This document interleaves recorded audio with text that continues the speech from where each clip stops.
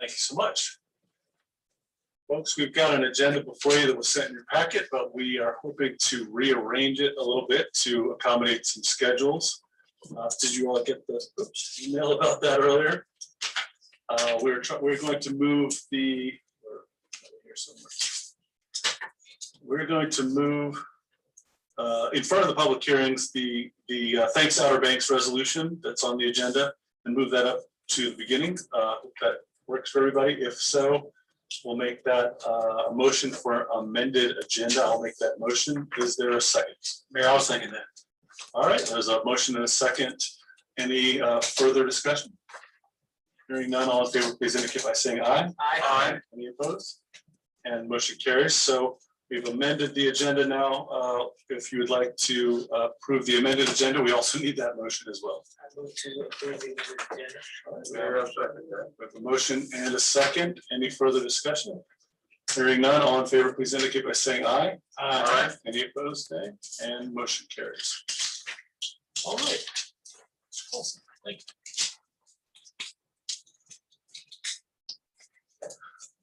Thank you, Mayor. Thank you, members of the Board of Commissioners, and certainly thank you for accommodating my schedule this evening. And but thank you for your service to the town of Kittle, the Hills, the citizens, and also the community of the Outer Banks. That's really what I'm here about. Look at us. What we're wearing masks. We're seeing the end of the tunnel. And you all know some people who've been heavily involved, and you said thanks to them. One of them used to sit where the mayor is sitting now. But more than that person, how about the person who delivers your propane? How about the person who, clean out your septic tank? You might go to the ABC station, like that. I do. Nice, they kept working. And so the whole idea that we came up with, the 3 Rotary clubs on the Outer Banks and the Outer Banks Hospital and Medical Group, I just learned today the current Chamber of Commerce, towns of Nags Head, Duck, Kitty Hawk, the Air County Board of Commissioners, they've all signed on. And the goal is for the week of May 9th to the 15th. Is it very positive to say thank you. Thanks, Outer Banks. We made it this far. Yes, we may have fought, bickered. I guess I'm not going to use the itch word, so I'll just say we scratched maybe at one another. But you know, we've got it through it. And we are making it. And things are good. And so the whole idea is, as the resolution says, and you have in front of you, is to spend a week coming together to thank one another, to thank those people. And we've got some ideas planned, which I can explain them, but we'll send out memos later on. And we're asking you just to declare the week of May 9th to 15th as Thanks Outer Banks Week. It's a week of gratitude. And then also to just, encourage other officials, town employees, to the extent appropriate, to participate. And probably the biggest thing is we'll ask you to show the color of gratitude. It's a deep, they call it dark pink.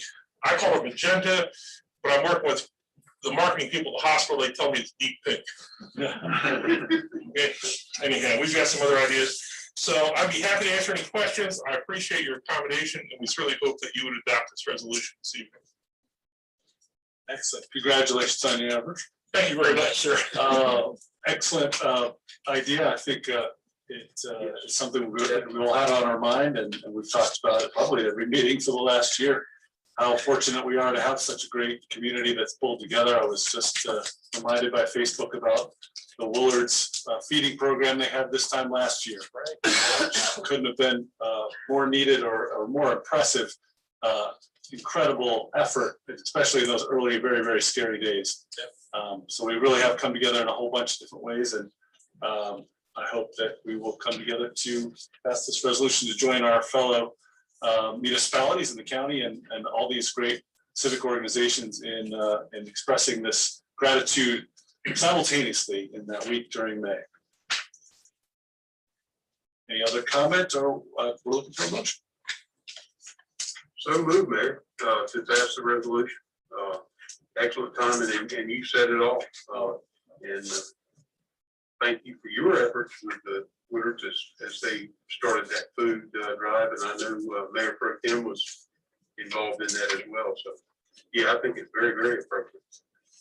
Great, great. So we have a motion on the table. Mayor, I'll second that. We've got a I second. agree with all comments. Yes. Mr. Winley. All right. Any further discussion? Hearing none, all in favor, please indicate by saying aye. Aye. And any opposed? Motion carries unanimously. Thank you so much for your time. Enjoy your evening. Thank you, Mayor. Thank you, Thank Commissioner. you. Thank you. Good to see you all. Thank you. Back on track with the rest of the agenda as presented. We've got a couple of public hearings coming up. I will turn it over to Mr. Varnell. Thank you, Mayor. There will be 2 public hearings tonight. The following rules of procedure will apply to the hearings. A public notice of each hearing was published in the newspaper and posted on town bulletin boards in accordance with statutory requirements for the subject matter. A copy of this public notice has been filed with the town clerk for entry into the official record of the hearing. The town clerk is going to be reporting all oral comments in a concise and brief manner. Written statement shall be recorded in a similar manner and made part of the record of the hearing and shall be submitted in full to the town clerk. If you do speak tonight, we ask that you limit your comments to matters relevant to the issue and to a time period of 3 minutes. There will be a 5-minute exception made if there's a spokesperson who's speaking on behalf of the group, or if the statement by that person was submitted in writing to the town clerk prior to the hearing. All speakers will need to come to the microphone. So again, the statement can be recorded. There will be no debates during these public hearings. And again, identify yourself and your address when coming forward. The first public hearing will please come to order. This hearing is called for the purpose of the Kill Devil Hills Board of Commissioners to consider the following: a zoning amendment request submitted by Albemarle and Associates Ltd. Amend Chapter 153 zoning, Chapter 153.076, subsection A12D, off-street parking and loading to allow stacked employee parking for hotels and motels. All right, there are no individuals signed up for this particular public hearing. So does anyone in the audience want to speak regarding this matter? And the applicant is here if there's questions for him, but he's not speaking, so unless you need him. We need it. All right. As you read in the packet, we were talking about stacked parking. This is something that's already allowed for restaurants. We're just looking at extending that to employee parking only at hotels and motels in town. This has been through the planning board back in February and they recommended approval. So here we are today. We are hearing from the business community through the applicant, and apparently not a lot of feedback from the public. So hopefully for discussion, or move it on to approval or a motion if you'd like. Thoughts about stacked parking in hotels and motels? Should offer a little bit of flexibility and help folks out a little bit in whenever there's folks that need a little extra space. It's an efficient way to use the space and not pave more area than necessary, right?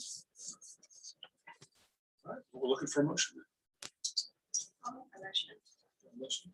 The Board of Commissioners finds that the proposed amendment to 153.076 off-street parking and loading to allow stack and plane parking for hotels and motels is consistent with all comprehensive plans or other official adopted plans of the town of Kill Devil Hills that are applicable, and that the amendment is reasonable in the public interest because it allows for a little bit of flexibility for those businesses. Have a motion on the floor from the city. Mayor, I'll second that. A second from Mr. Windle. Any further discussion? All right, hearing none, all in favor of the motion, please indicate by saying aye. Aye. Any opposed, nay? Motion carries. Varnell. Thank you. Oh, yes, thank you, sir. Appreciate it. All right. Second public hearing will now come to order. This hearing is called for the purpose of the Kill Devil Hills Board of Commissioners to consider the following: an amended conditional use site plan submitted by Leslie Hornbeck, Unit 808E, 8th Avenue, which is in Nature's Walk, in the light industrial 2 zone. The amended or amendment is proposing to modify the site plan to remove workforce housing designation from Unit 808E. Again, there are no applicants who have signed up to speak. So is there anyone in the audience who would like to speak? Well, I think you guys are very familiar with this ambitious program many years ago, where we were trying to encourage, giving some leeway to folks if they would follow some rules to help workforce housing take place. And then timing was a little tough when it came to be right before the fall of the empire back in the day. So within that framework, there are ways to buy your way out of that, those benefits by paying back all the fees that were waived at the time, as well as a couple other requirements. And in the paperwork, you can see that it has to be signed off by all the other owners in the unit, and they have done all the paperwork and checked all the boxes. So, you have any other thoughts or questions? We're looking for a motion there as well.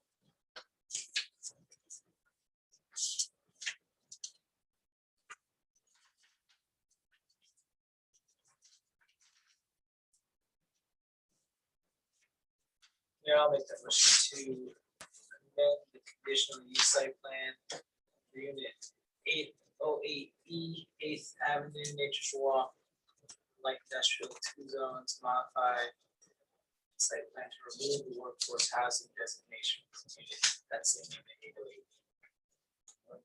Motion on the floor. Is there a second? I'll second it. A second from Mr. Lindley. Any further discussion? All right, hearing none, all in favor, please indicate by saying aye. Aye. Any opposed, nay? Motion carries. Thank you, guys. Good to Thank see you. Thank you. That wraps up our public hearings. Yes, Make sure the microphone's in front of them. yeah, try to get as close as you can to these mics. Thank It's extra tough with a mask on. We want to make sure we have it all for the public record there. Also for anybody who might be listening to the recordings. All right, the next item on our agenda is public comment. We have a public comment hearing at our meetings twice. Once towards the beginning, once towards the end. This is for any topic that you'd like to speak about. If anybody would like to take the mic, same rules apply, 3 minutes for individuals, 5 for a group. Please identify yourself and your address. Seeing no takers. Oh, Yes, I'll try. yeah, please, more the merrier. My name is Toby Gonzalez, 1006, restaurant on the beach road in Kettle Hills. Actually, I thought there was gonna be a little more discussion. I read the information, but the petition was for the stipulations that are in place now to be just removed. Is this how I asked? I'm sorry. Which stipulations For are? The special events. the special events, yes, I'm sorry. And So special events. as a restaurant, for us, we have a food truck, so we've been called iterate or whatever. So now we don't have to have any kind of we can do it more than 5 times a year or 4 times a year. So we're removing all of that literature so that we can do those things. This is a different, that was something different that we were. Uh-huh. I got there yet. I think we Yeah, haven't gotten to your. Okay. This is a No, I follow-up mean, to you speak. can, yeah. I was really just trying to understand. Yeah. We will discuss that as well. yes. Okay, so I don't need, But thanks for weighing in. We do want to hear from the public. We've Okay. heard from folks in terms of. I mean, I do think that it's a good thing as long as we stay consistent with, I mean, I'm sure that the town has done their due diligence and the planning people have done, because we don't want people be able to go to a beach access and do different things like that. We obviously want to open up, but we do want to be respectful to our people that own actually real estate and are the business owners that way too. So we want to always make sure that everybody's scratching each other's back. So I don't know if I needed to say that, but good deal. Thank you. We appreciate Sorry. it. Thank you, sir. Anyone else for public comment before we close it up? Did I miss I something? think you are set to discuss the petition here during Yes. public comment before you close public comment. Before we close public comment, I got you. Sorry, I was late. Sorry. I got my notes here straight. Oh, I see. We do public comment, then we talk about it when we go responsibility. Gotcha. So to I should have. circle back to what he was talking I about. should have waited. No, all good. That's That was good. Yeah, perfectly sorry. appropriate because we do want to talk about it before any public comment is welcome at that time. But what he's referencing for folks just due to the conversation, we've had a number of citizens here in Kettle Hills that are small business owners, restaurants, artists, a variety of folks that have businesses in the town. Looking at easing some of the restrictions we have about having events on each other's property. Kind of not doing a great job of explaining this, but it's here in the paperwork. We really just want to get a discussion started a little bit about all the different parts of the suggestions that were made in the petition. Just gotta get on the right page here. Is that one? Yep. I'm gonna read through this. Oh, you want to read the Well, I was petition just itself? thinking for public record, so people know what it's. Right, okay, so, yeah, You want me to just- sure, that'd be great, yeah. So the petition request is as follows, and it was submitted by Amy Hill of Muse Originals. In reference to 111.03 prohibited activities states that itinerant vendors, except as part of an approved special event, are prohibited. B, peddlers and or the act of peddling non-charitable events unless approved by the Board of Commissioners. We ask that this entire prohibitive section be removed completely and an addendum made to outline the necessary steps to be taken, taking care as to not make such steps prohibitive for a permit to be obtained if the business or property owner feels it would behoove their business to have such an event. Also opening the doors for events to be held by itinerant vendors and peddlers on town property with the permission of the town. In reference to 111.04, exempt activities, section B, commercial yard sales, states that a business may have no more than 4 events per 12-month period. And the request is that this limitation be removed. In reference to section 111.06, additional regulations for charitable events for profit itinerant vendors, section A states that events may only be held September 30th through May 1st, and they're requesting that this be changed to allow for year-round events.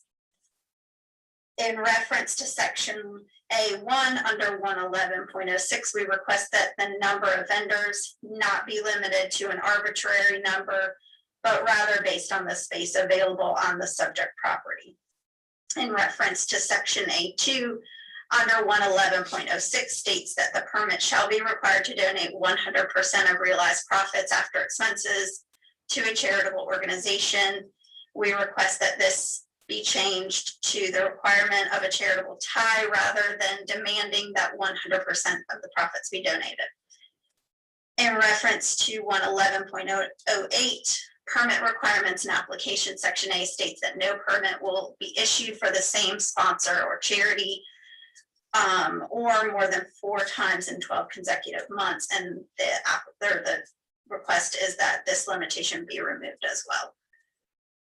And this was submitted by Amy Hill. Right, she had a number of That's it, signatures, yeah, which is a bunch of local businesses, including Plaza Azteca, Country Deli, Jack Brown's, Hippie House, Pops Repair, Life Shakers, Sea Catchers, Ignite Films, well, I think they're actually from Collington, but Front Porch Cafe, Max Italian, something old, something new. So a bunch of businesses that we all know and love that are our neighbors and that sort of thing. So, and I had written some notes about this. I just had to catch up on my paperwork there, but basically there's 6 sections in there. The first one is really about, what is generally prohibited and what we can then allow under certain circumstances. The 2nd through the 6th are generally the quantity of events that could happen in a year.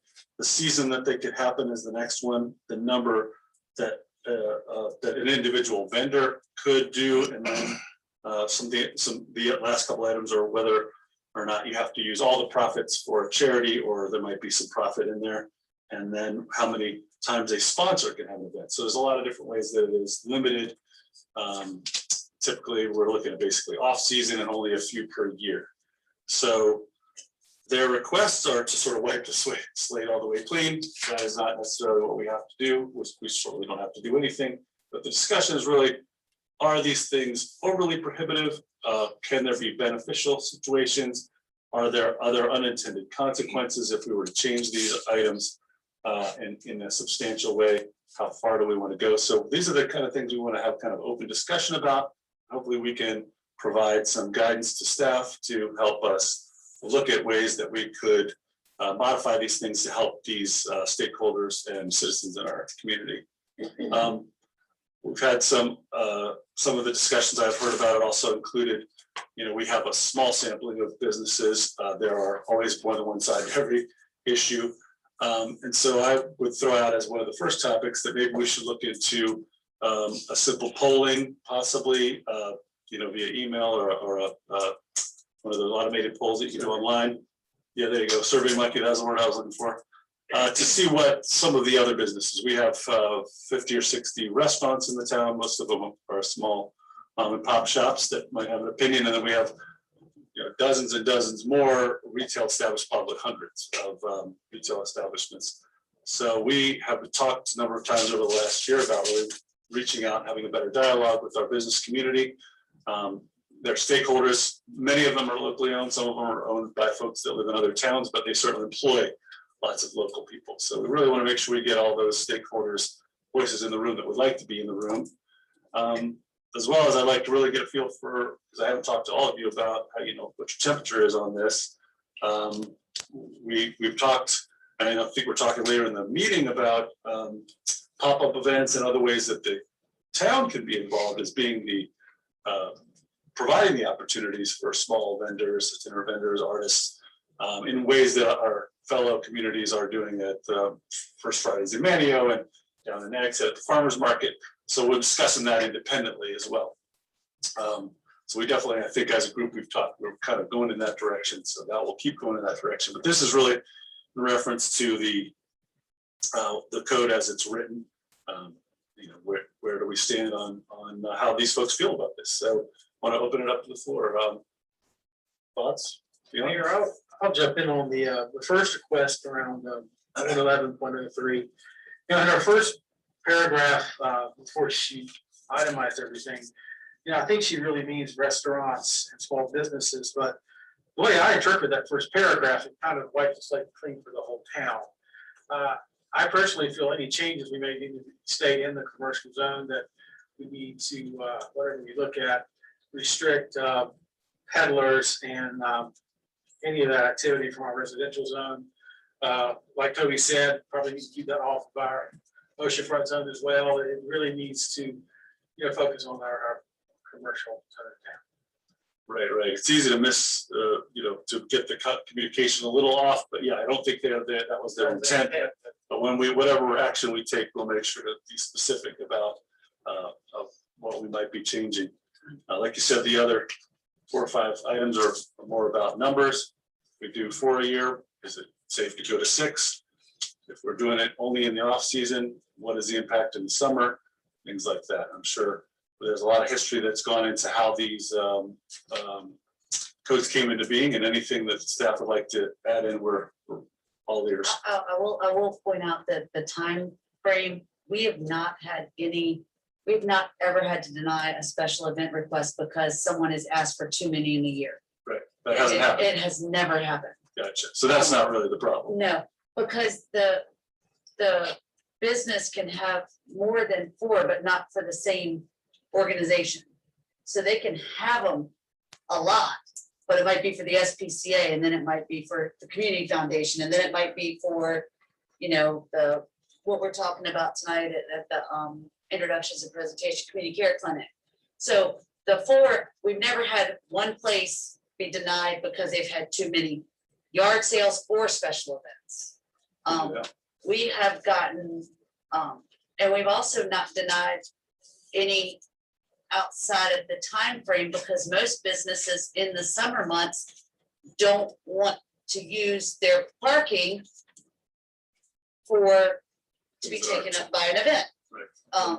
And they don't, so they don't apply for it. in July of 2019, we did a major overhaul of the peddlers and itinerant vendors ordinance. We loosened it up considerably for what we had before, and it's gone very smoothly.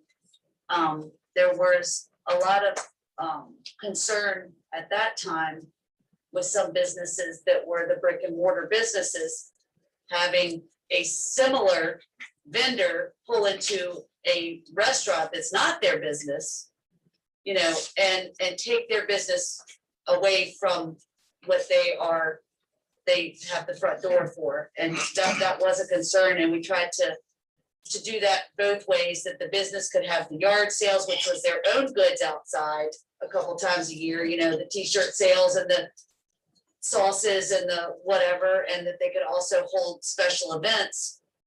If it was charitable, that is year round. If it's non-charitable, it is only in the off season. We've not had any issues or any complaints about the ordinance since it was written, and we've done many special events, particularly in the COVID year. A lot of places were closed. A lot of places offered their parking lots for pop-up special events or food vendors, or, you know, and then, so it's gone very well, and we haven't had any issues, except for sometimes we've had people doing it without getting an event permit, and we've had to tell them that they have to get the proper permits. That's the issue, has been people not communicating with the town, not the town saying no. Gotcha. So the permitting process is not onerous, doesn't take a lot of time. Does it have a fee? No. No fee? No. Okay, And if someone wants to do a non-charitable special event outside that window, they can come to the board, and the board can approve that event anytime during the year. right. They It's just have not- to go through the planning process, yeah. It's just not administrative. So if someone wants to do a big summer event and it's a for-profit event, and they want to have vendors and stuff, they simply have to come to the board for that permit versus it being issued administratively in our office. Great And then if feedback. that's straight to the board, that's not a planning board process. No, that's So they straight. don't have to go. One stop. Yes, sir. Right. They will submit the application to us, and we will bring it to the nearest board meeting. It doesn't go through. It's We'll not have it cumbersome. staffed and sent to y'all immediately. We've not had that happen to date. Like I said, we've not denied any. The only issue we've had is people not communicating with us about where they want to go and when they want to go. Gotcha. So, All right. Well, these are all great things, and I know that the stakeholders might not be here in the room, but they'll be watching this or listening to this later, and hopefully that helps them out. It gets me thinking that maybe there's an opportunity here to address at least the perceived concerns, even if they might not be always merited. Maybe we could have the PR department put together a little flyer or maybe a little email. We could even target that email to our business email list, something so that we could sort of state in layman's terms how easy it is, and point people with a link to where the application is, and really try to be as transparent about what it should be a really easy and painless process. It's just a matter of you need to know what's going on in the town, so that we can allocate resources properly when it comes to police and all that other sort of thing, and so they know what's going on. That said, I think that if you look at all of the items there, I did not realize it, and I appreciate the history lesson about 2019, that those things had been changed that recently. I try to keep up with the news, but I don't always catch them all. That was a little before I was on the board here. So does anybody else have any other thoughts about it? Have you talked to any of these stakeholders, or? I counted 7 items. So, or did I count wrong? Yeah, I counted 7 because the first paragraph actually contains. As an A and a B, Right, okay, yeah. Yeah, and, in reading through this, I'm not so sure that maybe she did or didn't understand, the language in the ordinances. You're dealing with a lot of different definitions. And the definition, I kind of went on a little quest, like, for example, an itinerant merchant. And that's usually a person that goes from place to place. And I think specifically for a business, you're talking about a vendor. If they're going to have an event in their parking lot, it would seem to be that a vendor is what they're talking about. A peddler, pretty much like an itinerant merchant. And I don't remember probably as much as Debbie does, because she's been here a lot longer than I have, but I remember how this whole thing started. And it started with a food truck that came around town with a freezer in the back of the truck, going door to door selling meat products. And that's pretty much where it originated from. And then lo and behold, an amusement company from Virginia came down and set up a amusement ride in the parking lot of Burger King on the weekend. So that's how this whole thing started, I think, way back when, Debbie. Am I close? Yeah, it was the, meat out of the back, anything out of the back of the truck. Yeah, Yeah, I remember the veggie guy. The veggie guy, The veggie stand in the back of a pickup truck. yeah, yeah. So, Plant guy, the plant truck rolling around. And then here comes your steak behind the veggie truck. Had the whole meal. yeah, and, 6:30 Sunday afternoon, they're up hanging on your door wanting to sell you some steaks, Yeah. We just, we want to be that kind of Oh, yeah. community. Very aggressive. And I remember them selling stuff to us on the beach. Yeah, so, Walking That's why you around get selling to stuff. and I think you had a good, point when you talked about the survey monkey. Right. I actually have another thought also. I think probably, this might be something that I would like to see, go to the planning board It's in there. and possibly have them hold a couple of public hearings as a way to get some input from the community. And the reason I'm thinking about the planning board is because there they could determine how consistent this proposal is with the land use plan and so on and so forth. To me, that's a natural, process, but, and it's certainly within the realm of the planning board to hold public hearing. This is not a section of the land use section of the town code, which is Okay. outside the purview of the planning board, actually. I Okay, mean, so- you can send it to them certainly, but it's not, Okay. it's not part of the land use plan and it's not part Okay. of, because it's outside of the land use section of the town Even code, though which it's is the ordinance, the right, ordinance. okay. They're responsible for the land use section and that's what the land use plan shows consistency. Okay, then I So- stand corrected on that. But that was what I was thinking was the proper way to go with it. So then I'll fall back to the survey, look with you to get the input, Well, I think we only need to survey them if we are thinking of moving in a direction, maybe. And I'll tell you that she did come and apply this week for a special permit to be at Jack Brown's this weekend, and she was approved, and she'll be there this weekend. So the word's getting out that the application process is pretty easy, and that you can Great. indeed do what you want. I think in reading this, and the gist of it is, they want to be able to do it whenever, wherever they want. Right. And not have any stipulation and go wherever they want and set up wherever they want, and that does cause some concern. It's good to have it formalized that the business and the multiple business everybody's have an in agreement, agreement together, right. yeah. Well, and also like I had talked to Don, I called this afternoon and talked to Donna, and Karen and Meredith happened to be right there too. And so my concern is summer, we all know, I mean, I live a couple blocks from a very, very busy business in the summer. I can't imagine if they had an additional business on that same site. Right. It could get very dangerous. It's already somewhat dangerous as it is. So that was my concern is, what's that gonna do to parking and street safety and that kind of thing. So, I mean, among some other concerns as well, but And when we get later into the agenda, we might have a solution that may be amenable to everybody, including our brick and mortar businesses possibly. So Right, it's more of a level playing field when it's not another business district. Yeah, I mean, I would, maybe we table this discussion to that point, but I would just say that I agree that putting it out there, just reasserting what the process is was a nice idea. And at the same time, I see all these parking lots getting a little crazier with with things we've allowed to happen, obviously for COVID reasons, but certainly the process doesn't seem that restrictive, and obviously it's been reviewed recently, so it doesn't seem to me like it needs much changing, but then Would be a little bit, but I'm not in favor of wiping it, no. no. Oh, no, yeah. Not at all. But, the application process, it's that easy and that quick.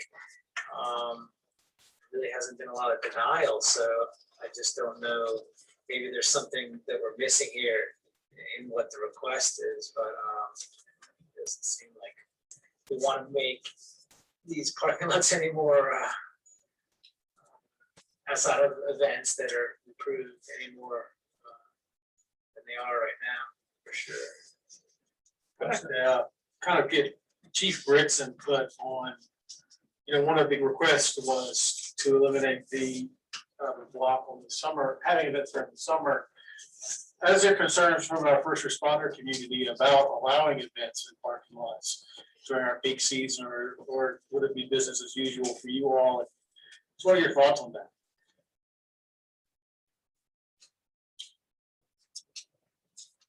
Well, I'm kind of, as Commissioner said, I'm concerned about too much activity.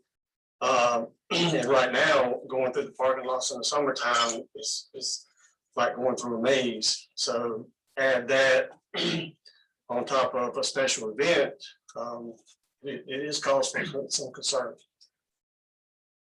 Appreciate it.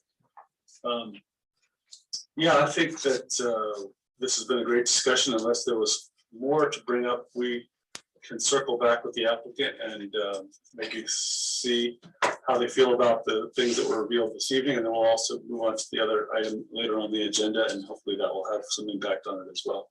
So if I'm reading the room correctly, there's not a lot of appetite for taking action at this point. Am I reading that right? All right, so we will leave it be for the moment. That doesn't mean we can't revisit it another time, but good discussion. Thank you for that.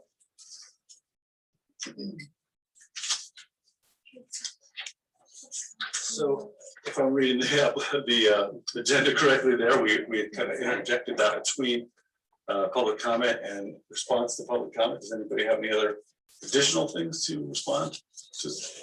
All right, then that will wrap our response to public comment.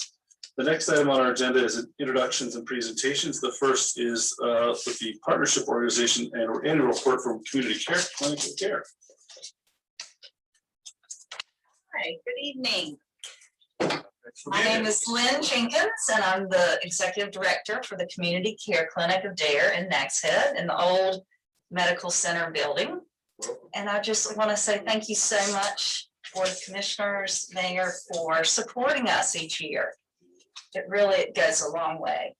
So I want to, I put together a PowerPoint to just hit some highlights for services that we have, that residents of Kill Devil Hills have received in the last year.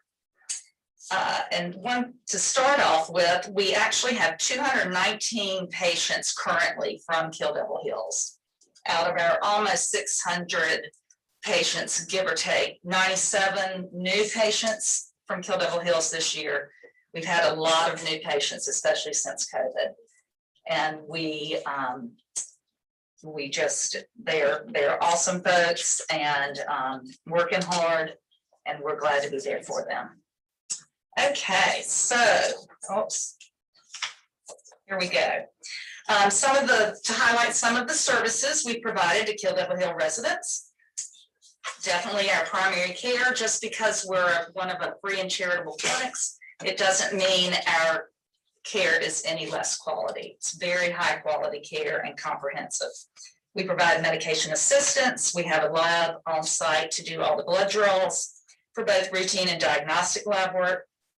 We're focusing a lot on health and wellness education, doing a lot of outreach for patients with diabetes, hypertension, in order to meet our outcomes measures with our grants, especially through the state grants.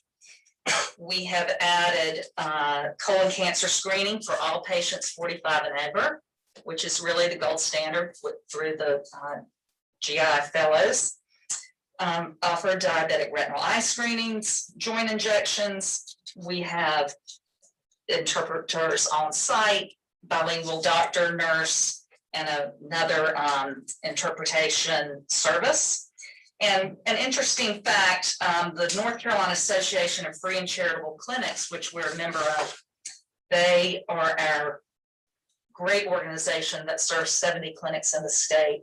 And we do a lot of survey input, and the Blue Cross Blue Shield Foundation with them has determined that for every $1 invested into free and charitable clinics, over $7 worth of care is delivered. So your money is going a long way.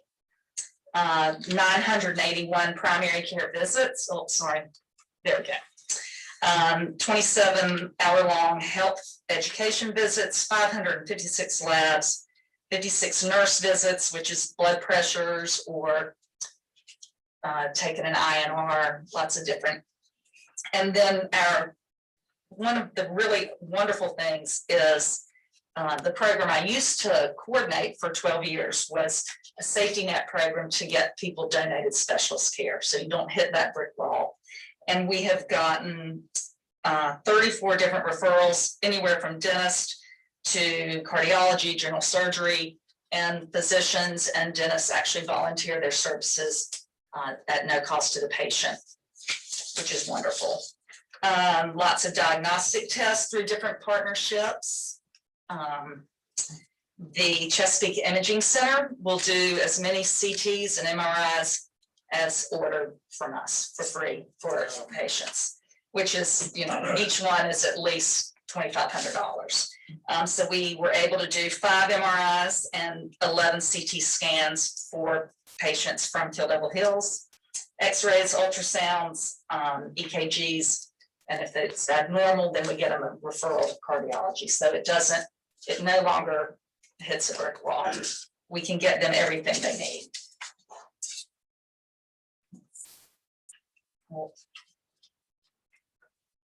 There we go. Just a little quick, when COVID hit, we transitioned immediately to telemedicine. We had a telemedicine platform called UpDocs.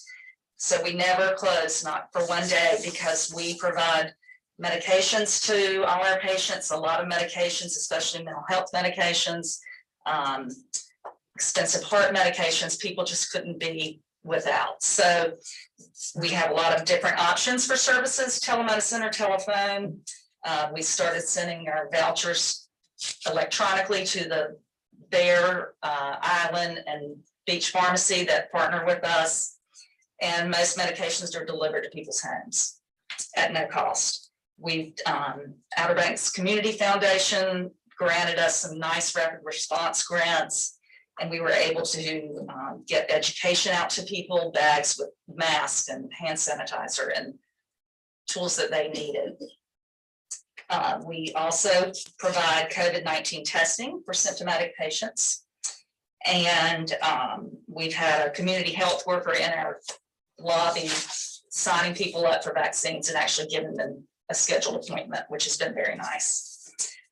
Just to sort of give you an idea of mental health medications for the residents in Kill Devil Hills, 145,000 over that for mental health medications. And a lot of these medications can cost up to $3,000 a month for somebody, and they might be on 3 or 4, and it's really keeping our community safe and providing much more productive lives for folks.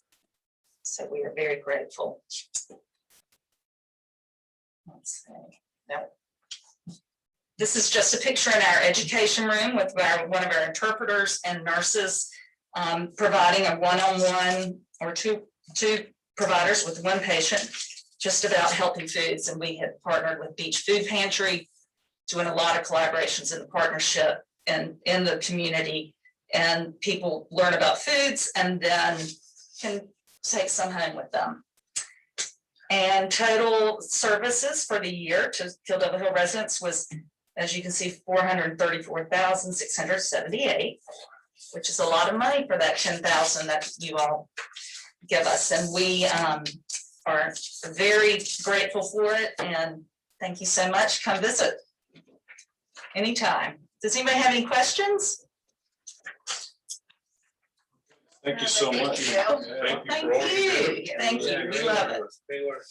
Thanks so much. Good night. Night, thank you. I always try to share information about this organization because, it's hard to get the word out to folks that might need it. So always good to keep that top of mind. Thank you so much. The next item on our, here we go. Introduction to presentation is a resolution thanking citizens. Oh wait, that's our, we've got, you already covered that, so we are moving on to old business. We are looking at the upset bid process that we've talked about the last couple of meetings. I will turn this over to Ms. Diaz. I think we did not get an upset bid, so Yeah. on to the next step. No, sir, we did not get an upset bid, and the town attorney has reviewed the final purchase agreement and has identified sections to discuss with the board, which are printed in blue on the attached purchase and sale agreement. And then at the conclusion of that discussion, then we can discuss the next action. So all the items in blue are edits you made, is that correct? Yes, Mayor, just suggestions, at this point, proposed revisions, if you will. I'll be honest, they're actually not, you might see a lot of blue marks on it. From a substantive standpoint, I really haven't done a lot with the agreement, quite honestly. I'll tell you the main provisions that you'll see struck through. The bulk relate, if you guys will turn to page 12.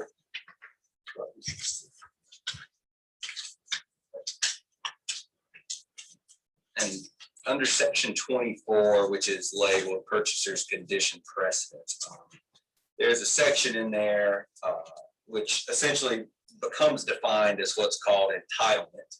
That's entitlements under the agreement. It's actually the first section under that particular conditions precedent provision. And I'll read it. The obligation of purchaser to consummate the transactions contemplated by this agreement is contingent. So again, we do have a contingency here. Upon the purchaser obtaining development permits, site plan approval, building permits, and other necessary entitlements on the property for the development in the purchaser's discretion and to the personal satisfaction.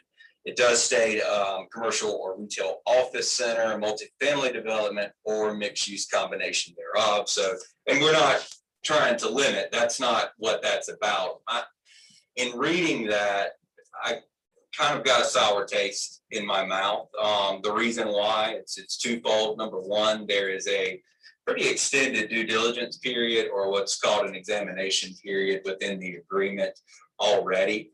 I am okay with that for these purposes because I can understand that things can take a while when you're taking a large piece of land and trying to figure out what it is that you can develop on that land. However, since we have such a large period of time for the potential developer here to do that, and then also back out of the contract and receive the deposit of 75 grand back, I felt as though it was a little overreaching to also then come in and make the entire contract contingent upon ultimate approval by the town of whatever it is that they want to build.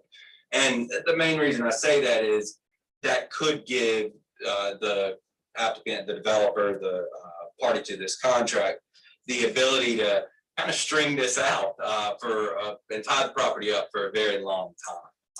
Because again, the way the second section reads is that if this goes beyond due diligence, if it goes beyond that examination period, then they're basically entitled to keep submitting until they're either denied or approved. So I feel as though the examination period that's stated in the contract, along with the renewal at the buyers, that they could request a renewal.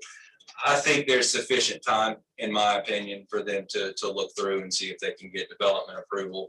And I just don't, again, I'm a little sour in putting something in that places a condition on the town to do something, if you will, to have the contract consummated. I think that was really, honestly, the major change. A lot of the remainder of the changes involve me going through and striking out entitlements, which is what I just described, entitlements being a development approval.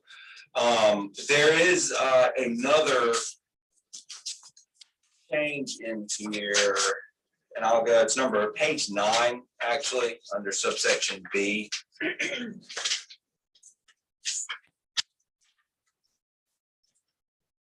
Interest earned. Yeah, interest earned I struck out throughout, and the reason why is when the deposit's made, it's, I mean, well, my law firm, we do a ton of real estate transactions. So I don't know how many deposits we have per day, $1 million, whatever, sitting in our trust account, just holding other people's money. We can't track or keep up with the interest on that deposit. And if it's sitting there for a period of, a year and a half, and that's because that potentially is how long, of course, the development and the final contract could take, then it's an accounting nightmare, in my opinion. So it's easy for us to keep the interest because if we deposit it, it's in our bank account. I mean, that's not an accounting, and that's typical. That's how these things work. So I did remove that if we have to return the deposit because the contract falls through, that it's as simple as returning the deposit. We're not calculating interest earned on that money in the return. And then the final, the one on page 9 that I was referring to also is regarding if the town were to breach. Now, when I look at commercial contracts, I always go to the standard form that's approved by the Realtors Association and also by the State Bar Association. So when I was looking through it, damages under a commercial agreement, what you typically see is a simple statement that if the seller breaches the contract, first off, how can we breach? Well, we just refuse to give a deed. I mean, then that's not something that's likely to happen anyway, but there's very few ways a seller can breach a contract. So if we breach a contract, then the buyer is entitled to the return of his deposit and any other remedy at law. And what's been put in here is that if we breach, then as a matter of contract, then we're going to reimburse the purchaser for these out-of-pocket costs, appraisals, surveyors, engineering report, not to exceed $100,000. I'm going to be hard pressed to ever tell a client to, contract for a set amount of money and expenses, if you will, as opposed to just saying, look, if something goes wrong, you can take action with the courts. Okay, you can go and pursue any breach of contracts you perceive and try to recover any damages you perceive. I don't often like to put in a contract the types of damages that can be solved. That's just that's something, in my opinion, that's not fitting, and that the Realtors Commission and State Bar don't put in typical commercial contracts. So those really are the main items. The entitlements one was really the big one. So at this point, guys, all we're really looking for is what your thoughts are on the changes that I've just discussed and how you want us to take those changes, if any. I mean, you can obviously tell me that you like the contract as written, but tell me if you want me to go back to the opposing attorney and buyer's attorney and incorporate these changes and say that this is what the board has asked that be done. So I'm just looking for your advice. Yeah, I read it over too. I would just say I completely concur with your changes. I think that you've gotten the exact issues with that offer contract, and I concur with your assessment of damages being preset, and also agree with your the ability of this contingency to just roll us out further, and it doesn't seem to be one that we want to tie our hands with. So Right. So I thought your changes were right on. Mayor, I think we're pretty lucky to have you. I think you've done us a great job with this. Thank you. Yep, I agree. I concur with that. Right, so if I were to recap, this is not a boilerplate that you're changing. They were asking for unusual things that are not normally done. Is that a fair way to characterize it? That's a fair way to characterize it, absolutely. Right, so they were asking for the moon and the stars, and our job is to go, no, we'll just do. I don't look, if I was representing the buyer, I'd probably do the same. So that's just, that's why we review the document though, and that's why I've made my request. So again, Right, but I think you characterize it well. Well, you want to go with fairly standard in the industry, and you've obviously reviewed many contracts before. I think that's how you negotiate. So Mhm. And and all the legal remedies are still there, which is a great way to put it. Exactly. Exactly. We're not prohibiting you from going after us in some other way if we've done something wrong, but Right. We're not trying to cut off your right to go try to recover certain items. It's if we are caught, it's just, yeah, making them finite and itemizing them within an agreement. It's just more simple to say, go try your hand. If we mess up, you've got the right to sue. And we're not in a position of necessity at this point, so. Right, and that's. Yeah. That's a factor to be Yeah. considered, absolutely. It was something I kept in mind. I mean, this was presented to us, so.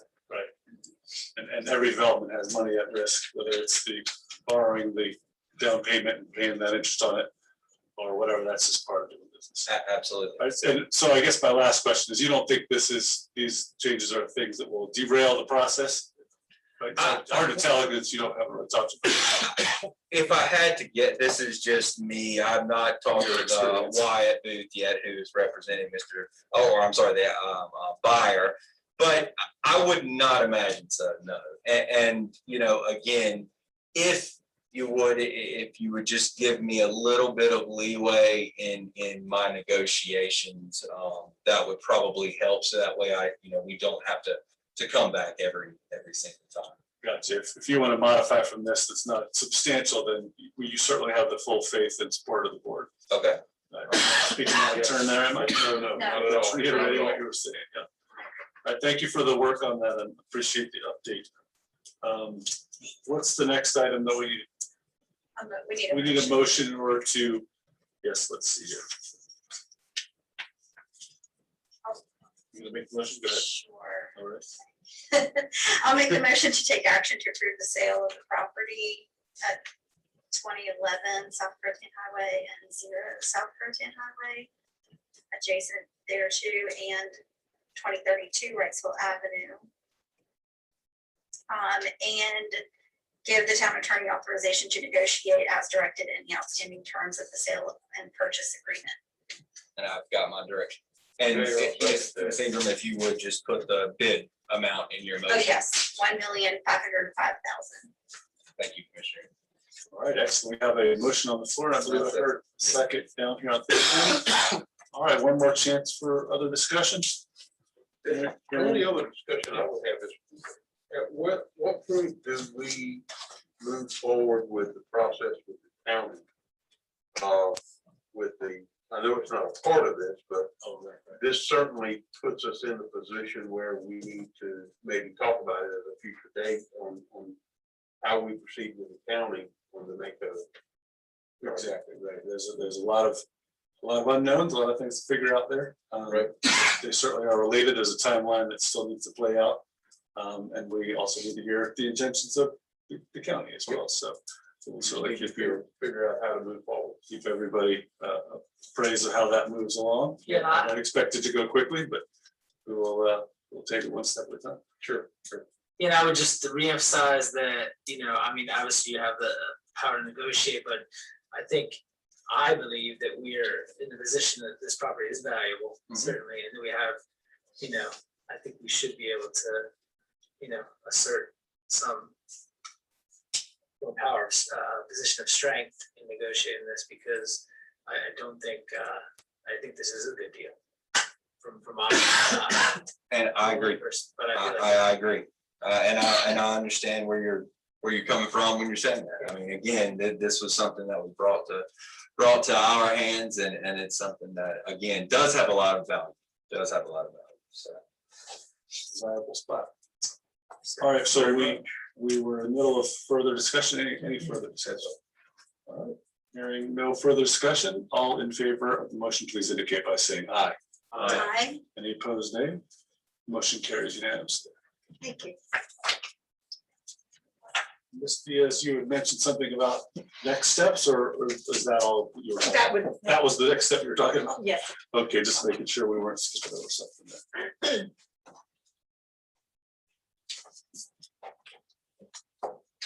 All right, the the community appearance commission update is next, right? And the requested ordinance of request with a couple of different options there. Steers, did you want to run through that or? Sure. Yeah, so this was from our meeting back in November. I think Commissioner Winley had brought this up, and that was asking that the board consider eliminating the requirement to have a planning board representative on the Community Appearance Commission. It wouldn't prohibit, but would not require that. And so it went back to the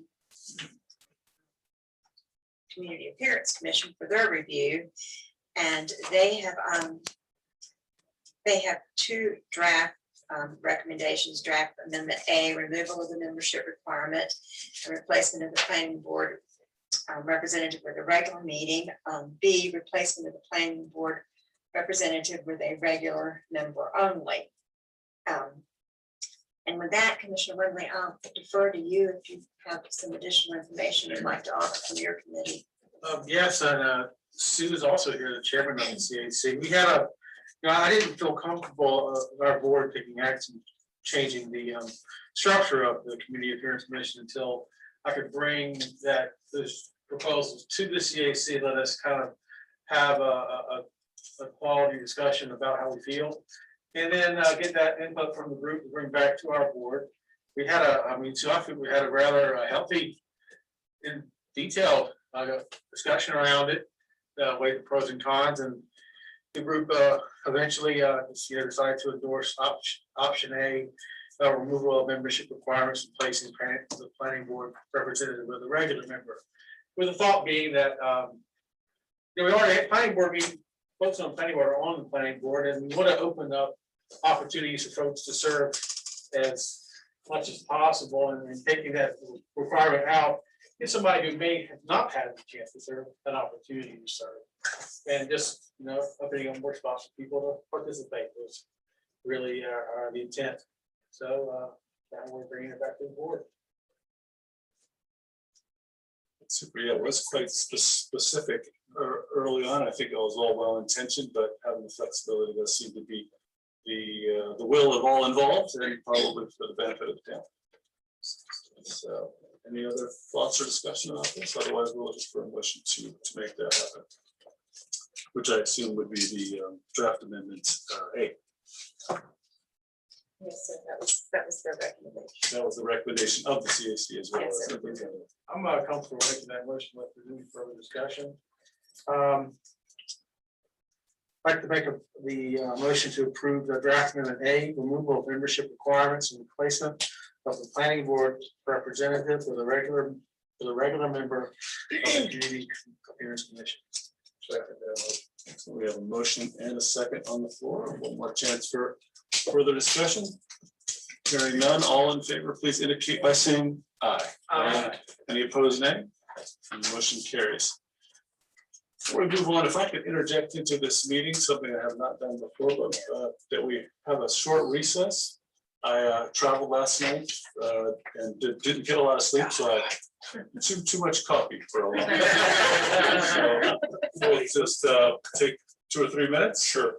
Talk amongst yourselves.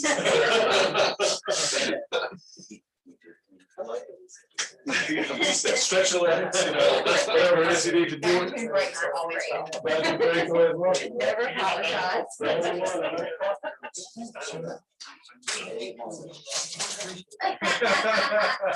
I'll take advantage of it. Okay, good coming forward. I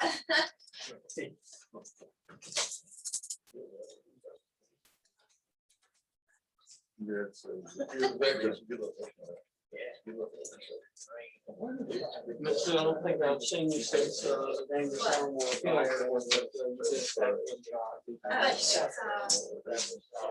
of saved the day for us.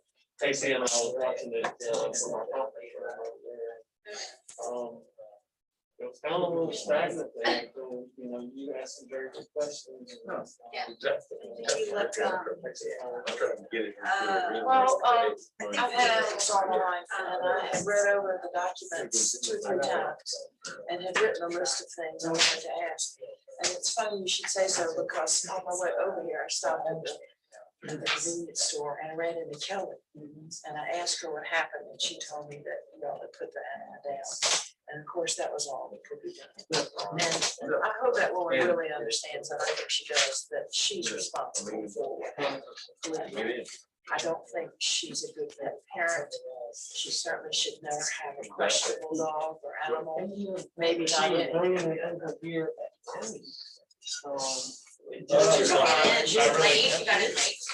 Yeah, we. I don't know whether she's short on the brain. Probably. I mean, That's a tough one.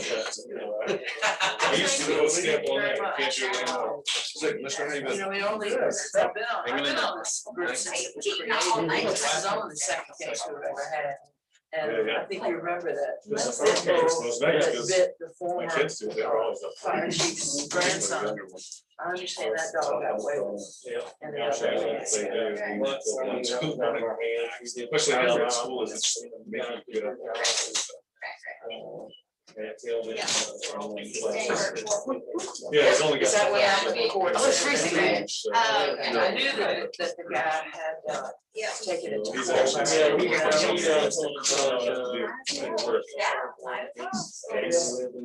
It's like summer, we get extra things doing it. Maybe it's all that. So many factors in this last case. It's really big.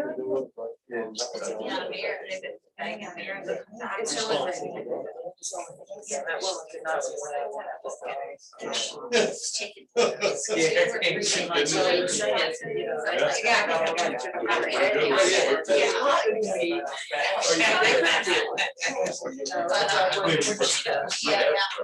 But they want to come back together. Well, that would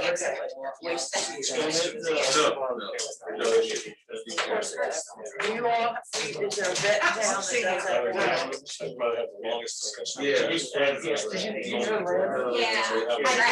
I don't know her. They were all talking But about. Is with one of those organizations, fixing it like. Well, that doesn't sound. Saying so,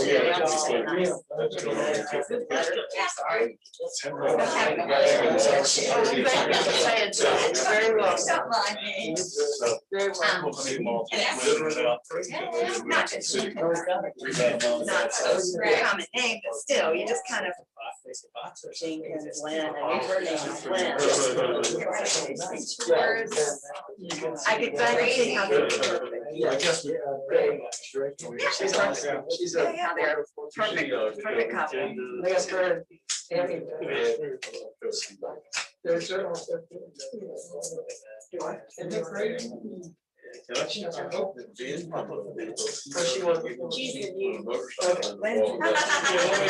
I wanna ride the wall. Yeah. What did this do?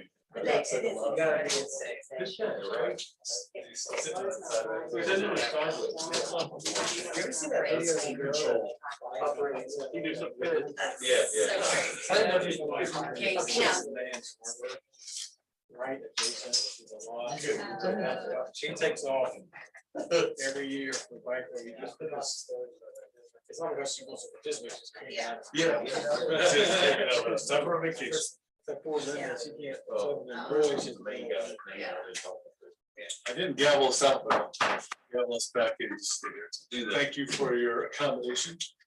Now we'll move on to some more interesting discussions. Pop-up events is up next. I hear staff has some things to share with us. We talked a little bit about it before, but at the January 27th, the mayor brought to the board possibility of discussing local artists to allow some pop-up events. I spoke with the town of Manio, the Dare County Arts Council, and the town of Nags Head about the events that they hold there. The town of Manio, I'll tell you, is a little confusing. The Arts Council says they don't do vendors at all, but I've been to a First Friday and there's vendors there, but the town says that they don't. I think there's an allowance for a certain time frame that they can do it in town in conjunction with, but it's not specifically sponsored. Nags Heads is very, very controlled. There's an application process. They have a committee that actually chooses Their vendors, they allow any produce or local consumable are automatically allowed. And then they have a ratio of crafts between different types of crafts so that you don't have people competing with each other, that there's a nice spread, but any consumables allowed.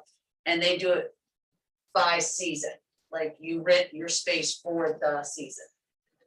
It was like 8 weeks last year, but they're gonna do the whole summer this year. They're gonna try to do the whole summer this year. Every Thursday.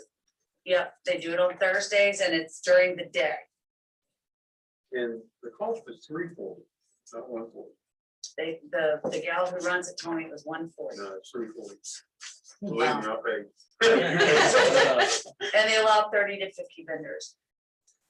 And looking at that and what the town's facilities are and the want of many local businesses, including food trucks and whatnot, depending on where y'all want to go with it. What staff would recommend is that we try to establish our own type of regular event in the summer months at Aviation Park. We have electric around the pond so that you could have food trucks that need to plug in. You could have different types of vendors.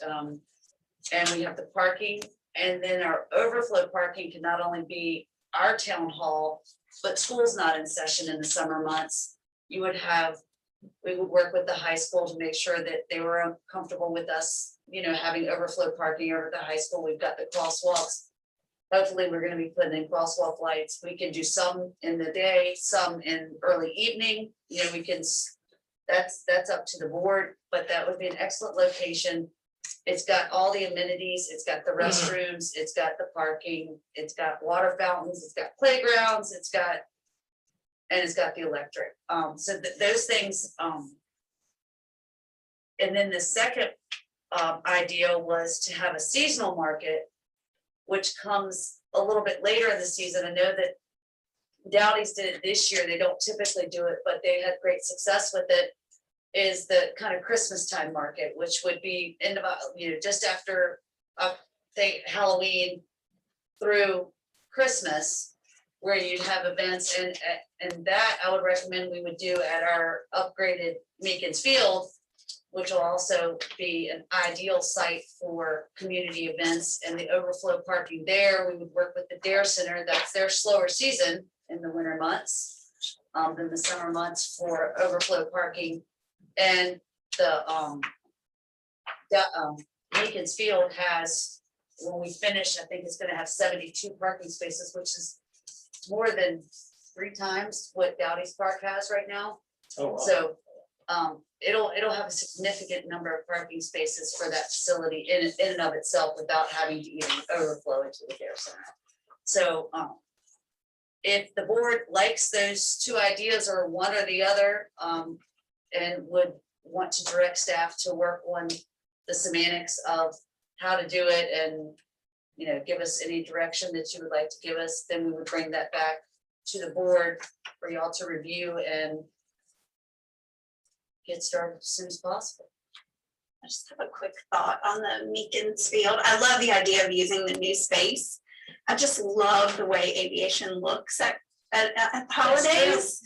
And so it would almost be a shame to not, I don't know. You can It's just just a with thought. aviation and just make it more on a weekend, because you would not have the schools for Right. overflow parking. Right, They would just not. do like a Saturday evening. Yeah, or- you could do it on more of a weekend event than a weekday event. Right, And of course, I or maybe Ross just wouldn't wants to think go that, over to Meekins and. I wouldn't think that we would want to do it at any time that the other towns have this.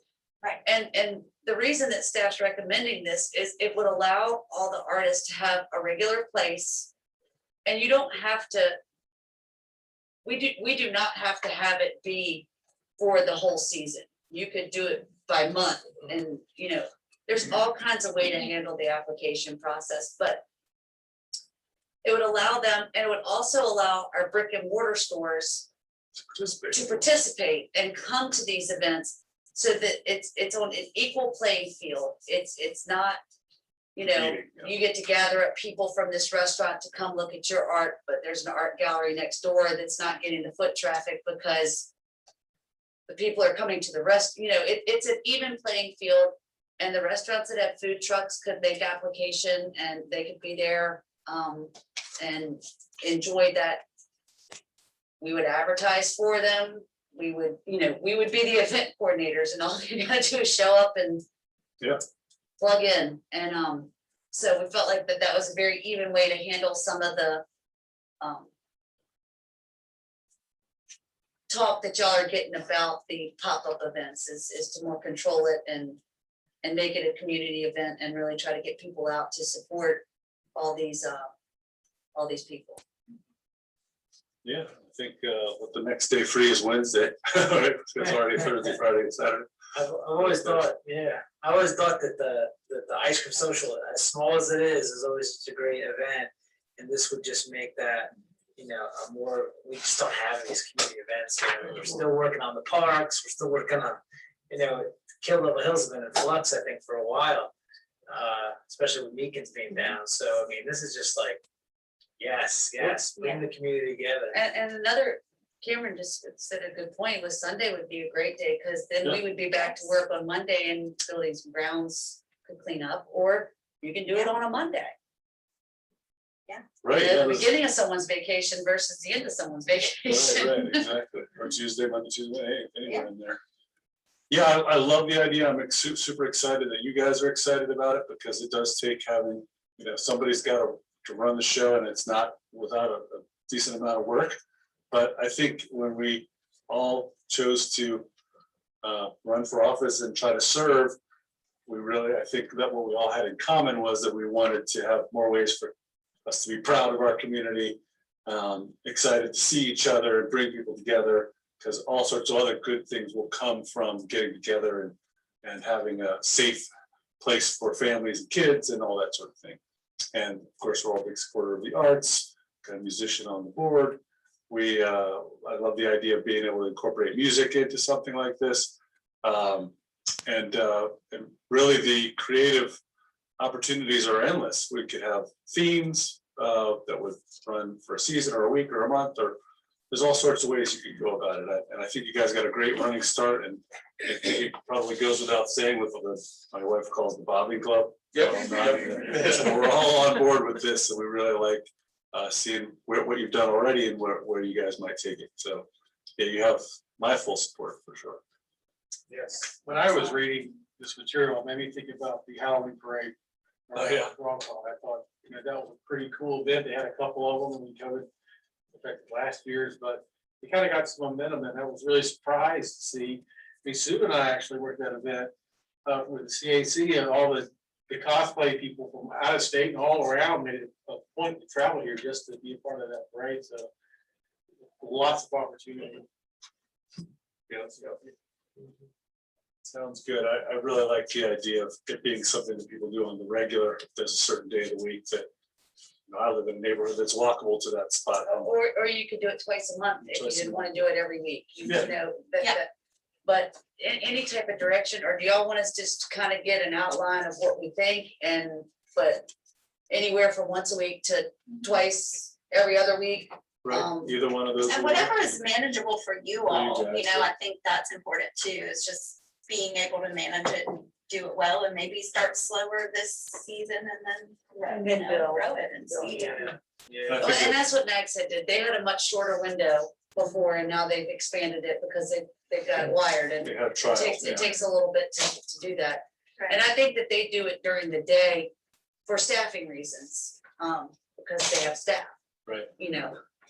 That don't have to work on weekends and, And it's a little bit more of a tourist location too, where people are free during the day, where, we can move into the evening. I know there's a lot of people that. work yeah, 9 and to 5. maybe a 4 to 7 would be a really good time frame, But yeah, Well, we get a lot of traffic with the dog park, so the word would certainly get the out. word will oh, spread. right, they would tell Dog park people is what's going on. The dog park stays full, Stays full, that's great. absolutely stays full.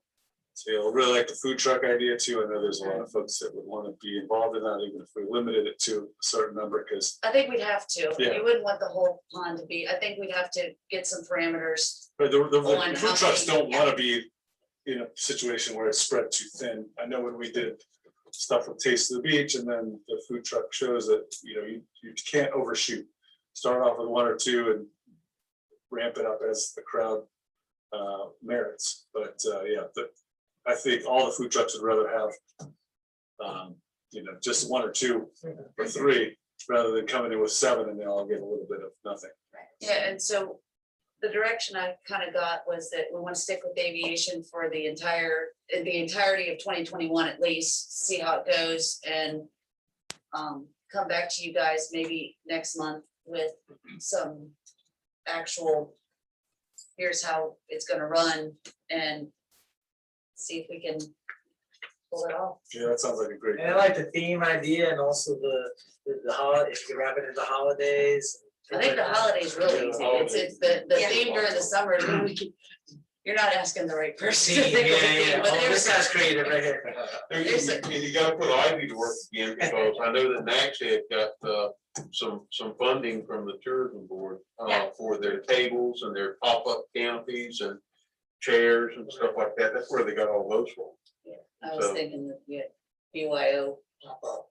Yeah, BYO to start, and then, we look at that grant application and Yeah. take all the best ideas out of it, go that's where further. they got all their folding Okay. tables and chairs and. And they can get a marketing budget out of that too, so we can get some nice, promotional videos to stick on Facebook.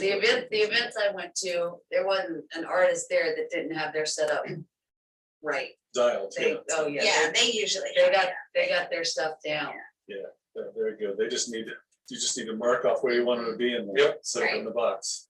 Do you want to have them be able to reserve for the entire season, or do you want to be able to shuffle people in and out? And that's an option I would probably bring back to the board as to whether you wanted to do it. I don't think you want to do it by event. I think that would be Too very, much. very labor intensive on the staff, but you maybe could do it for the month of June and the month of July Yes, and the yes. month of August.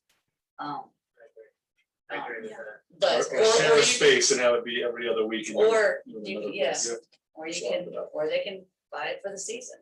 I mean, Just kind of price to do it all the way. I think the minimum you wanna do is a month, and maybe you offer both. You can buy it for the entire time for this amount, or you can buy it for the month of blank. for It this depends on amount. the demand, probably, if you get a big demand, then obviously you have to. Hopefully, we'll have some of the same vendors that we do it the alternate week or a different day. And If you do it a different day, you'll find a lot of the vendors just. doing Same it over. vendors, Yeah. sure.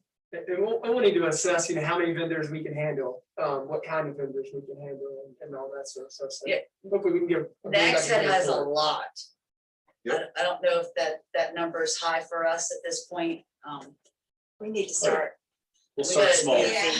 Yeah. Start small, start easy. I think that's part of why they were successful is because they let it Baby grow. step. Yeah.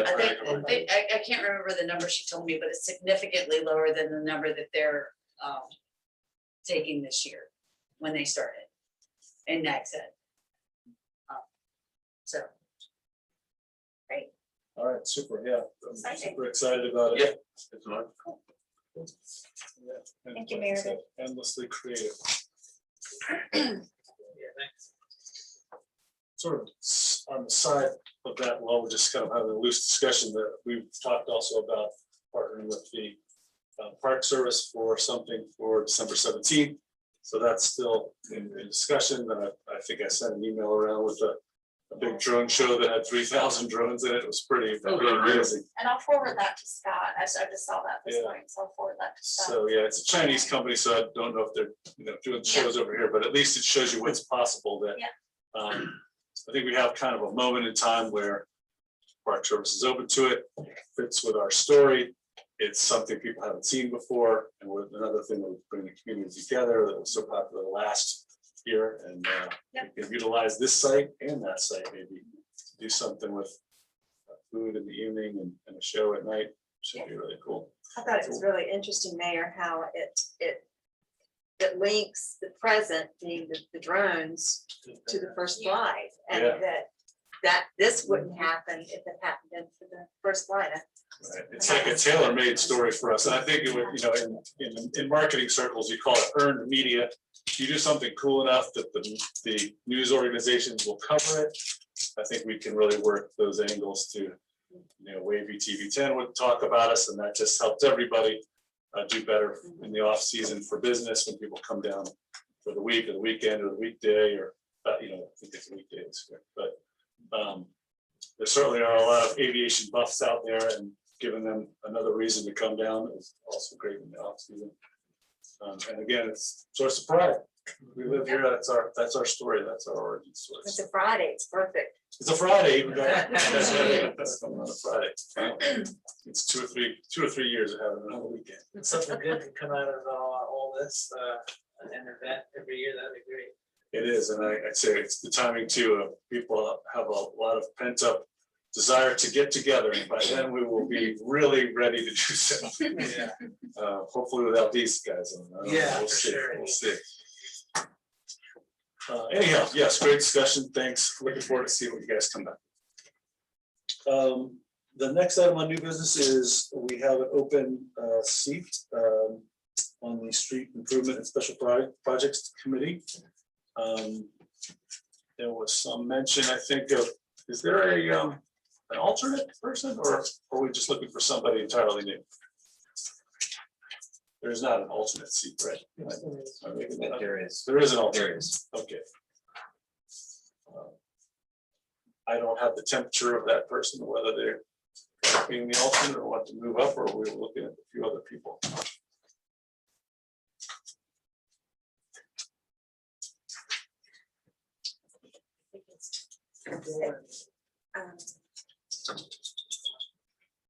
That would be Mr. Billy Dorn. And He's interested, yeah. Sure. That seems like the logical choice. I heard you guys talking earlier about someone else, or? We, looking over the applicants, Martin Dalton is one of the names. Yeah. Who had applied, who expressed interest in street improvement special projects. And Martin recently came in with the CAC and you know, made a good impression on me. And he was really proactive, kind of reaching out to me. I think he reached out to Ivy as well as expressing a desire to serve. And you know, I think he'd be a good choice for the next alternate. And I think Billy would be. Step up. If he wasn't. Move Billy up to the committee and then Martin. and then the market, he's coming back. Oh, every meeting is an alternate. Wow, yeah. All right. Well, definitely, that seems like a perfect fit then. Yeah. All right, well, Yes. if there wasn't any other applicants we were thinking of, then Yeah, I can make that motion I'll make that motion that we approve Billy Dorn to be moving from as long as they'll accept the nomination, from the alternate position to the full-time position on the special street improvement special projects committee, and that we offer that alternate position to Mr. Dalton. Mr. Dalton, sir, that's, I'm the chair of that committee, so that'd be great. super, we could do those together, right? Yes, sir. All right, so we have a motion for 2 actions there, and we've got a second. Any further discussion? All right, hearing none, all in favor of that idea, please say aye. Aye. Any opposed? Motion carries. And Mayor, we'll look forward to Mr. Frolick with words of appreciation for his service. Certainly, I was just thinking that very thing. I appreciate you making sure we got that out there. He, how long did he serve?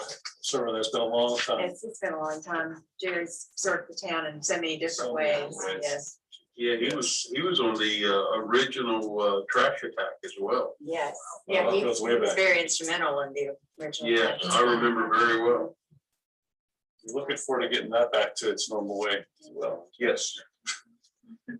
But this year, I guess it's going all right. We've got some virtual folks out there doing it on Got their a own. plan. Still getting her done. Always a plan B. That's right. C or D. There you go. All right, well, that gets us to committee reports this week. Do you want to? Yes, please. Tell us more about CAC and what you guys are up to. We're back at it.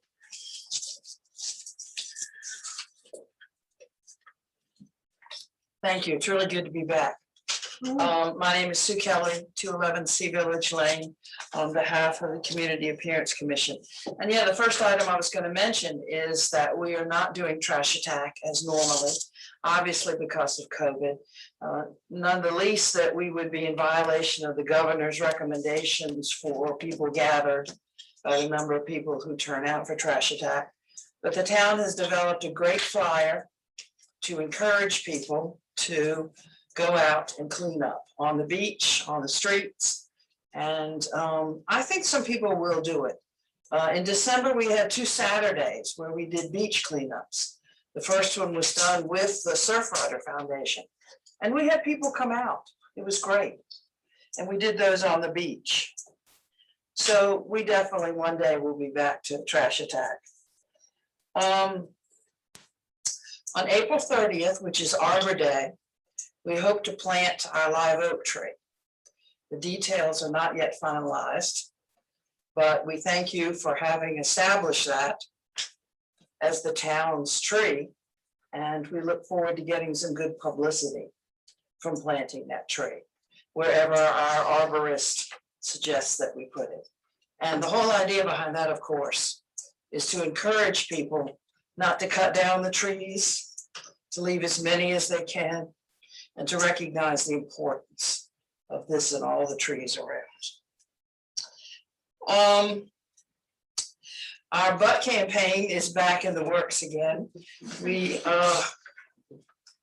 I brought a few things here, but since I'm the only citizen left. If you know anybody who smokes or wants a sticker, you know, please take some. But I did a little survey starting at the north end of town, Easter weekend, which was a bad time traffic wise, checking out where we had the butt containers. There's a bunch of them missing. And a few that probably had not ever gotten up yet. So we have plans to buy materials for 20 new butt containers. And I know Commissioner Whitley's been working on getting the scouts to maybe be interested in helping us put them together. But that's in the works. And this one, by the way, is missing its 90-degree angle thing on the top, just so you know that.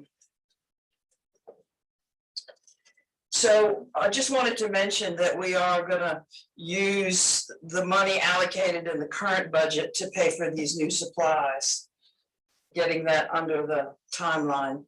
But I will mention that we certainly hope you will grant us another $5,000 in the coming budget. I'll just say that and I won't have to say that again. Our next meeting is Thursday, April 22nd, 8:30 a.m. in this room. It's open, anybody can come.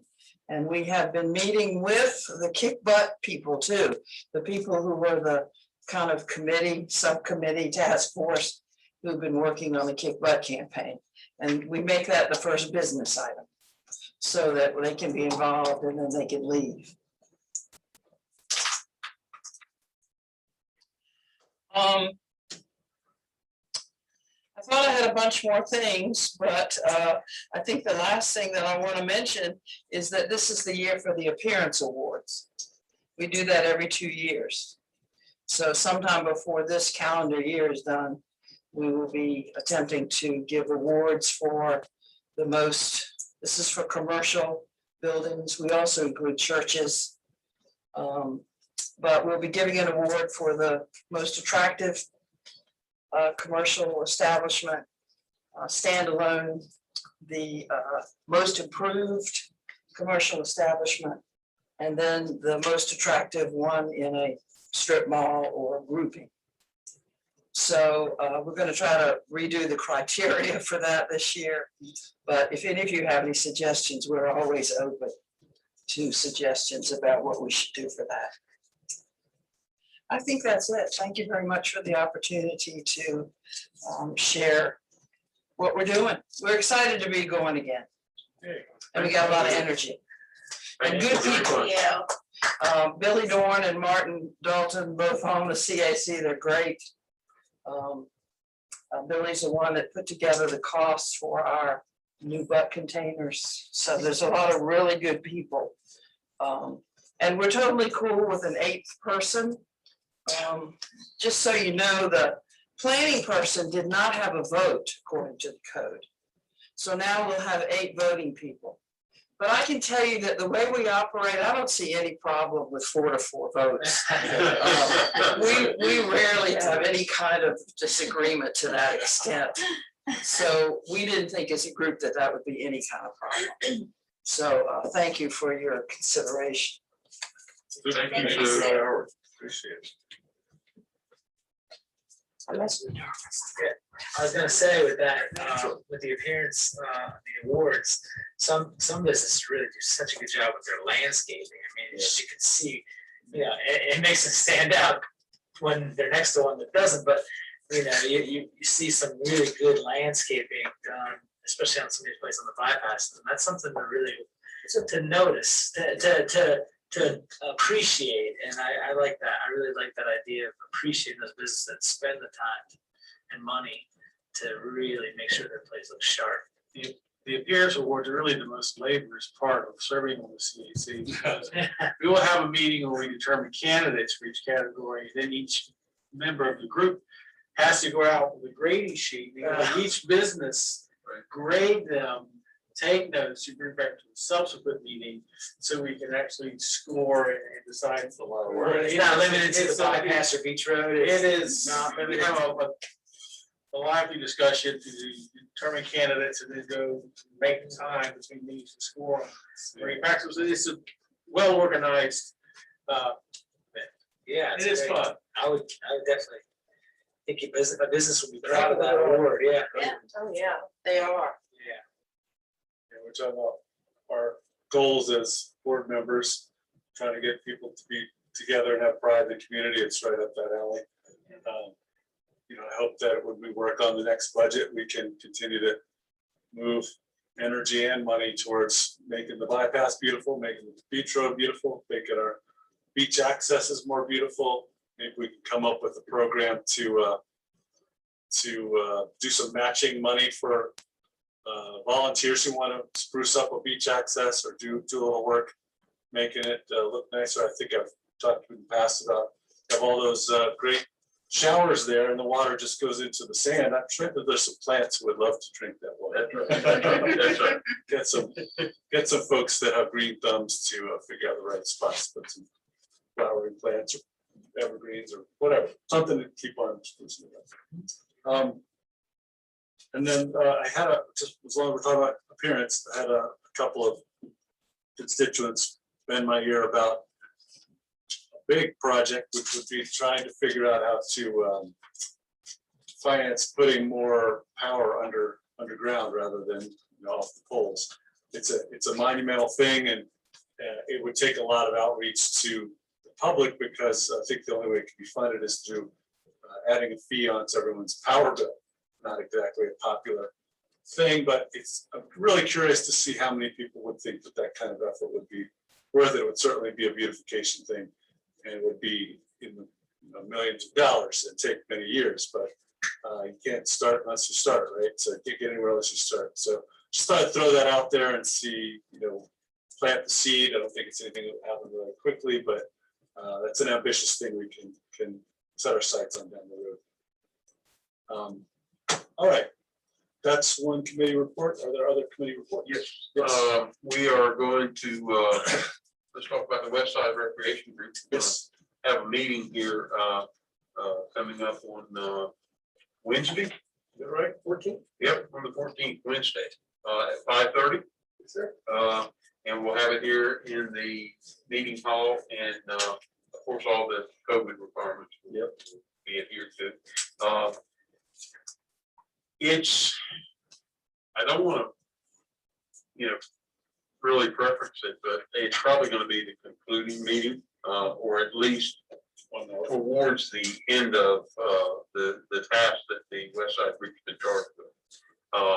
And we're going to be talking about the bomb track, and I'm sure we've already done aviation, but there's probably going to be some discussion about that, I would think, but probably you know, everything's concrete on aviation as far as West Side Group. The biggest thing's gonna be the bomb trap. And I would encourage anybody that wants to come out to the meeting to certainly come. And at the same time, give you a little bit of an update on the Meekins field, you know, the project up there. The courts are gonna be striped for pickleball. And once everything is squared away and the court repairs are done and the fencing and the additional striping is complete, the pickleball folks can come up there and, you know, certainly bring their nets and they'll be good to go. So staff has identified that, you know, that's something that's easily done. As far as Get in the way of tennis, right? Sir. It doesn't get away in the way of tennis. No, it's you know, it's gonna be fine, with tennis. And, so, I think that, I think it's excellent, opportunity for the pickleball folks to be able to utilize that. So, it will be available. Did you say the date that would be? No, we don't have a date yet on the completion, do we? It'll be at least 6 weeks. At least 6 weeks. All It's a little bit in the future, but once they get squared away on it, all the striping will be done, they'll be good. The tennis courts are accessible currently, but is there lighting there? The tennis courts were just closed on Monday, because they took the fence down and they're doing the repairs to the court. And then when they resurface it, the pickleball will be, the slowdown from my last conversation with Ross was with the fencing company. That was gonna take a little more time to get the materials. And they're also able to do some repairs to some of the existing fence instead of full replacement. And there's some painting that needs to be done, so the fencing is a slowdown. The tennis court has been open the entire time that the water tower, I think, was worked on. If I remember correctly, just the fields were closed. And so we finally had to close the tennis court to move forward, and as soon as that's done, they will be reopened even with the work that we'll be doing on the rest of the. Are there lights there? There are not, okay. But when you turn on the lights for the ball fields, Like you can everything. easily. Like everything. Not regulation, but yeah, it's playable. Yeah, I mean, the last light pole's right there, because it was the outfield of the side. Oh, okay, that's all right. It'll, But you might have some shadows, but it's not, are we going to make that allowable to be turned on, or is it gonna a timer or something like that? Or I'm not sure the answer Not to that sure. at this point. Yeah. Most of those guys play in the day. Yeah. And I think they utilize the tennis courts over here now. Yeah, I've seen them over there. And the youth center, you know, they play pickleball. I think they're both on a timer, they're on a timer and allow people to actually turn them on. Interesting, okay. So not making a parson rag. I know over here they are, but I don't know about up there. Yeah. They have a drop, Parks and Recs, you can't turn on after a certain hour. right, they have a drop off time, but then they also allow people to turn them on. It's interesting, okay. So it's curious. Keep on learning stuff, right? But that's all I have for that. All you have with that? Commissioner Gray, what time was the West Side Group meeting on Wednesday? 5:30. Any other committee reports? I have a board of tourism meeting on Thursday. On so that's Thursday? nothing Good to know. As of right now. All right, and they got, anyway, keep us posted on when all the deadlines are for. Yeah, so then August is the next, Is the would next be the one. next go round, Okay. yeah. I So know they you we guys just are all did the aware of that. events, for the ones that. All right, well, that sounds good. Lots of cool stuff in the works. All right, after that is commissioner's agendas. We'll start down on this end today. I actually just have one quick question, a couple weeks back for events talk. National Night Out, how is the planning process going for that this year? Or is it something that we still are going to attempt to have, or is COVID restrictions as an approach kind of prohibited again? I honestly don't know where they are in the planning. That's typically what is the first Tuesday in August, if I'm correct. And we haven't made any plans on it yet. Right, yeah. Too early then? Okay. I'm sure their intent is whatever whatever they can do, they will make every effort, because that's very popular, absolutely. Last year, there just wasn't any way. No, it's not an option. This year's, maybe. Hopefully, absolutely. We'll let the board know as soon as. Have more information.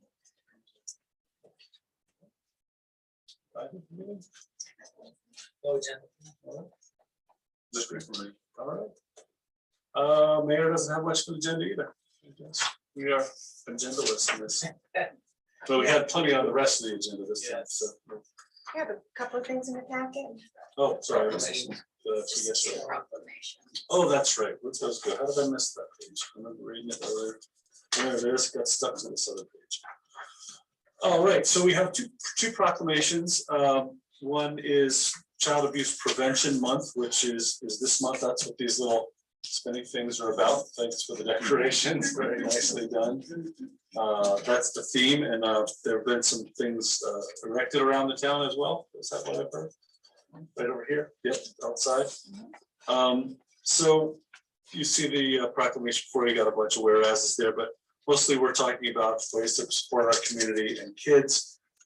This is a problem that we don't like to think about, but it's out there, and hopefully all the things that we are doing are all in service of this sort of thing. These events that we might have will help in the prevention of child abuse, and the strategies that might help create the partnerships that make this happen, from schools to faith communities, healthcare providers, law enforcement, business community. Everybody has this as a goal together. And this month we formalize it and make folks think about it and try to do a little bit more than we've done in the previous years to stay on top of a tough problem that we don't want to think about, but we have to think about if we're going to help our neighbors. That's what we do. So I'm promoting, we're calling on all citizens and agencies to do more and participate. And so that's the first one. And the second one is Earth Day proclamation. So, you know, Earth Day comes around every April.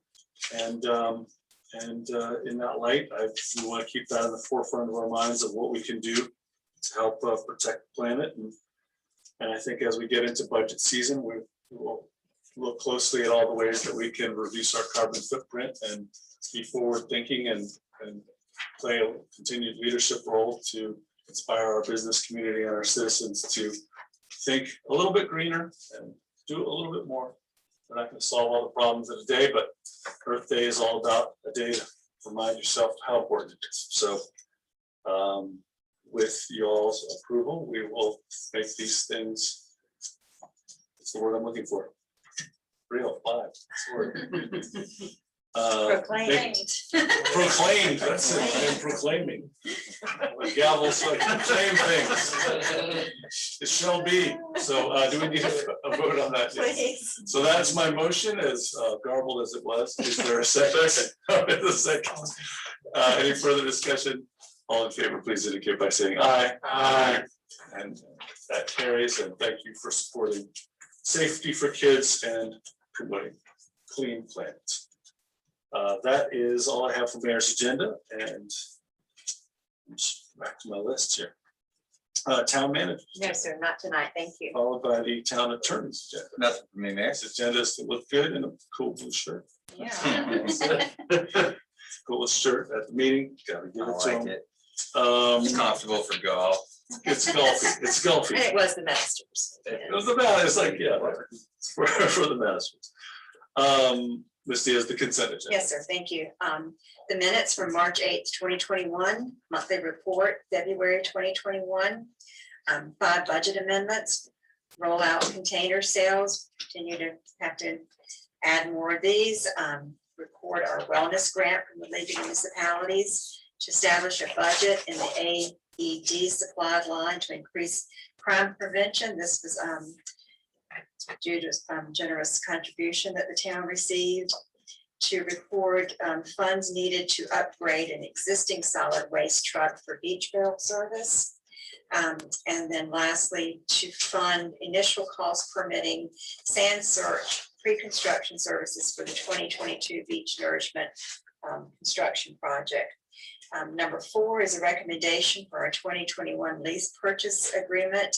The finance department has been able to secure financing through BB&T Trust Bank at a rate not to exceed 0.92%, to be paid in 8 semi-annual payments. The loan is prepaid for at any time without penalty, and the amount is $505,612.94. The town attorney will review and approve the lease before it's executed, and staff recommends approval of a consent agenda as submitted, and a motion would be in order. Super. So moved. We have a motion. Is there a second? Second that motion. Any further discussion? Glad to see we need more trash cans because gotta have good trash cans. And now it's that beach nourishment is a big chunk, but we're well on the way to protecting a lot of infrastructure with that money. And So that we're able to actually upgrade that existing solid waste truck for it to serve its purpose on the beach. that's great. It's good to be efficient with the money and Not to mention the 0.92%. that's a great rate. Yeah. So great job on sourcing that out. That's great to know that kind of money is out there at that price. That's fantastic. So with any further discussion, all in favor, please indicate by saying aye. Aye. Aye. And any opposed? Motion carries. We have an approved consent agenda. One more opportunity for public comment who has long left the building. So we'll move right on to no response to the no public comment and we'll adjourn. Anybody for that idea? It's almost 8 o'clock. I'll make that motion. I'll second. We got a motion and a second. All in favor, please indicate by saying aye. Aye. We are adjourned. Thank you. All for being here. Thank you for your patience with this. Now, the downside of that interest rate is obviously we're not making any money. We're not even having any. Right, right. You gotta look at the sunshine. I know. That's a break. I know. You gotta take what you get. Can we include Sheila Davies in that thing that the Rotarians presented? I was gonna stand up for. The mayor's done that. So you already did. Yeah, we made a nice.